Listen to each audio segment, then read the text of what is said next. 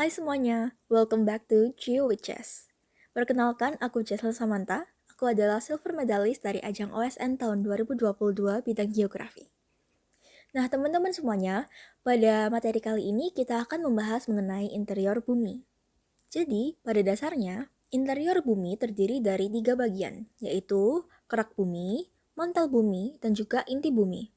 Jika kita zoom pada gambar ini,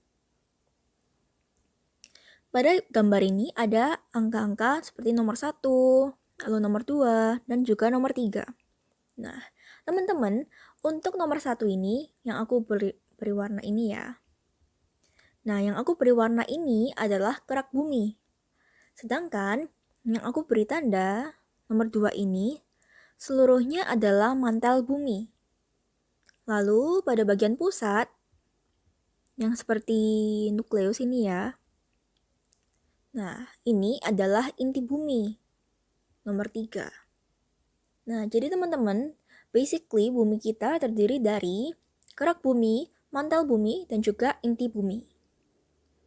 Oke, setelah kita mengetahui interior bumi, kita akan membreakdownnya satu persatu ya teman-teman ya. Yang pertama, kita akan membahas mengenai kerak bumi. Jadi teman-teman, kerak bumi dibagi menjadi dua, yaitu oceanic crust atau kerak samudra dan juga continental crust, yaitu kerak benua. Nah, lalu apa bedanya sih Kak? Untuk oceanic crust atau kerak samudra, dia itu terdiri dari sima. Apa itu sima? Sima adalah singkatan dari silika, magnesium. Lalu, untuk continental crust atau Sial, dia terdiri dari Sial. Apa itu? Silika dan juga aluminium.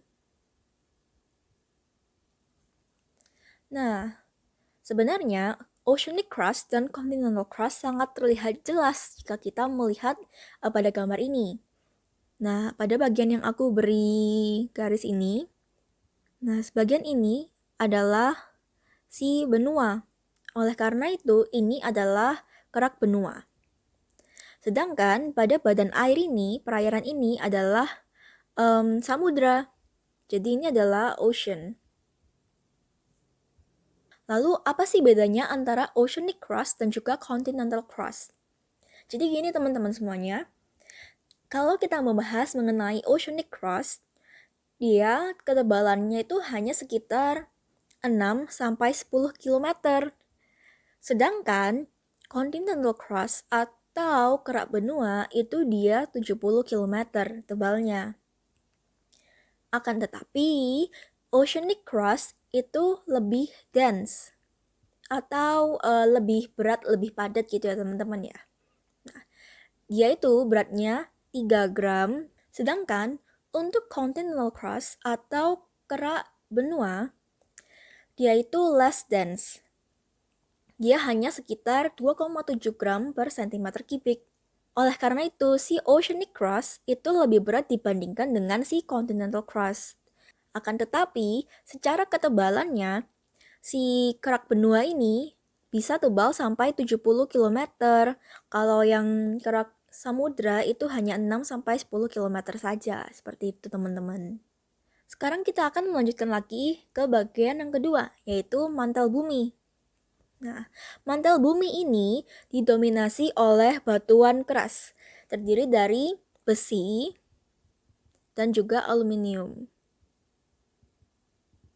Untuk mantel bumi terdiri dari 3 bagian, yaitu yang pertama adalah litosfer, yang kedua adalah astenosfer, dan yang ketiga adalah mesosfer. Seluruh bagian ini adalah mantel. Nah, oleh karena itu mantel dibagi menjadi 3. Yang paling atas ini, yang aku beri warna, ini disebut dengan litosfer. Litosfer ini dia batuannya keras. Sedangkan di bagian bawahnya yang aku beri warna berbeda ini ya. Ini dia adalah astenosfer. Nah, teman-teman, kalau astenosfer ini dia teksturnya itu lebih cair. Dia itu plastis gitu. Nah teman-teman, karena si astenosfer ini plastis, makanya bisa terjadi kayak gempa bumi gitu teman-teman. Nah kenapa tuh kok bisa kayak gitu? Karena si lapisan yang atasnya, si litosfer ini kan dia keras. Nah dia tuh keras dan mudah untuk terpecah-pecah gitu teman-teman sifatnya.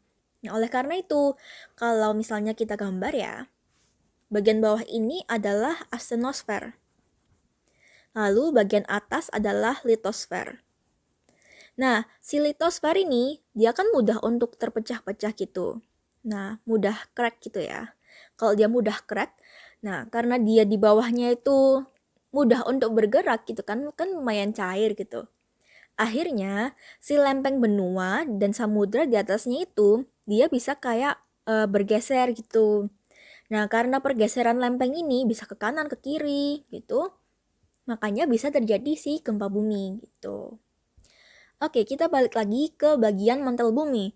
Yang ketiga ada namanya mesosfer. Nah, untuk mesosfer itu ada di bagian bawahnya astenosfer. Yang tebal ini ya teman-teman ya. Ini. Nah, ini adalah si mesosfer. Nah, mesosfer ini terdiri dari batuan keras. Lalu kita akan melanjutkan lagi di bagian inti bumi. Nah, inti bumi dibagi menjadi dua, yaitu inti luar dan juga inti dalam. Oke teman-teman, jadi kita lanjutkan di bagian inti bumi. Inti bumi terdiri dari dua bagian, yaitu inti luar dan juga inti dalam. Untuk inti luar, dia itu sifatnya liquid. Dia terdiri dari nikel, besi, dan juga sulfur. Sedangkan untuk inti dalam, dia itu sifatnya keras dan hanya terdiri dari nikel dan juga besi, seperti itu.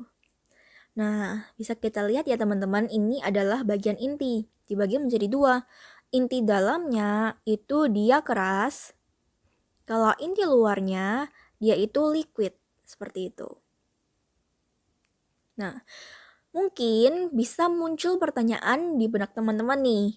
Kenapa sih kalau inti dalam bumi itu keras dan bukan liquid? Padahal kalau semakin menuju ke pusat bumi, maka temperaturnya semakin tinggi. Nah, kalau misalnya temperaturnya semakin tinggi kan harusnya batuannya meleleh gitu ya teman-teman ya. Tapi kenapa kok inti dalamnya malah menjadi kayak kompak gitu?